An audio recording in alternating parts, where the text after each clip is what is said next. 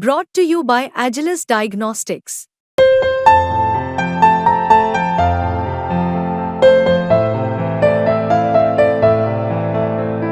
Agilus Diagnostics. Private telecom companies ने अपने recharge plans 25% तक महंगे कर दिए। इससे आम जनता की जेब पर बड़ा बोझ पड़ गया। जहां 3 जुलाई से जियो और एयरटेल के नए प्लान लागू हो गए हैं, वहीं 4 जुलाई से वोडाफोन के नए प्लान भी लागू हो गए हैं और महंगाई की इस चौतरफा मार में लोग बीएसएनएल की तरफ एक उम्मीद से देख रहे हैं। लेकिन बाजार की ये जंग बीएसएनएल आखिर जीतेगी कैसे? बीएसएनएल एम्प्लॉयज यूनियन ने एक चिट्ठी जारी की है। पूरा मामला आपको समझाते हैं इस वीडियो में। नमस्कार, आप देख रहे हैं बिस्तक और मैं हूं श्रेया ठाकुर। बीएसएनएल कर्मचारी संघ ने मंगलवार को कहा कि पब्लिक सेक्टर की कंपनी बीएसएनएल ने 4G और 5G सेवाओं के अभाव में प्राइवेट सेक्टर की टेलीकॉम ऑपरेटर्स के साथ compete करने में असमर्थ है। इसलिए सर्विस प्रोवाइडर पर टैरिफ बढ़ाने पर कोई रोक नहीं है। बीएसएनएल एम्प्लॉयज यूनियन ने केंद्रीय संचार मंत्री ज्योतिरादित्य सिंधिया को लिखे पत्र में कहा कि प्राइवेट टेलीकॉम ऑपरेटर रिलायंस जियो और भारती एयरटेल द्वारा हाल ही में की गई टैरिफ हाइक अनुचित है, क्योंकि वे प्रॉफिटेबल कंपनीज हैं ऑलरेडी। लेटर में यह भी कहा गया कि इससे पहले बीएसएनएल से टक्कर मिलने के कारण प्राइवेट कंपनीज अपनी मनमानी नहीं कर सकते थे। हालांकि अब तस्वीर बदल गई है। बीएसएनएल आज तक अपनी 4G और 5G सेवाएं शुरू नहीं कर पाया है, जिसके कारण निजी ऑपरेटरों के साथ compete करने में असमर्थ है और इस तरह उनकी मनमानी टैरिफ हाइक को रोक नहीं पा रहा।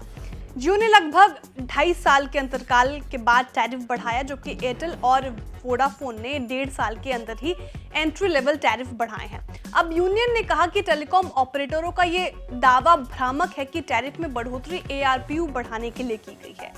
निजी कंपनियां यानी प्राइवेट कंपनीज के लिए अपने टैरिफ में इतनी बढ़ोतरी करने का कोई कारण नहीं है और ये ध्यान रखना जरूरी है कि रिलायंस जियो ने 2023-24 में 20,607 करोड़ रुपए का मुनाफा कमाया है और एयरटेल ने इसी दौरान 7,467 करोड़ रुपए का मुनाफा कमाया है।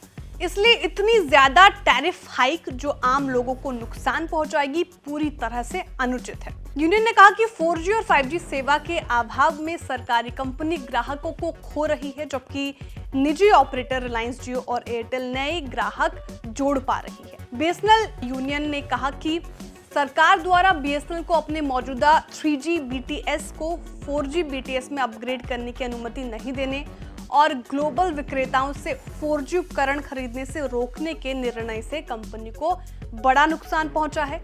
लेटर में यह भी कहा गया कि बीएसएनएल को रिलायंस जियो और एयरटेल के समान नोकिया, एरिक्सन और सैमसंग जैसे ग्लोबल विक्रेताओं से 4G उपकरण खरीदने पर रोक लगा दी गई है। इसके बजाय बीएसएनएल को अपने 4G उपकरण केवल स्वदेशी उपकरण निर्माताओं से खरीदने के लिए मजबूर किया जा रहा है, जिससे बीएसएनएल की 4G के साथ साथ 5G सेवा शुरू करने में काफी देरी हुई है। यूनियन ने यह भी कहा कि पूर्व दूरसंचार मंत्री अश्विनी वैष्णव ने मई 2023 में कहा था कि बीएसएनएल कुछ ही हफ्तों में अपनी 4G सेवा शुरू कर देगी और दिसंबर तक इसे 5G में अपग्रेड कर दिया जाएगा। लेकिन अभी तक सरकारी कंपनी 4G सेवा शुरू नहीं कर पाई है और 5G तो दूर की बात है।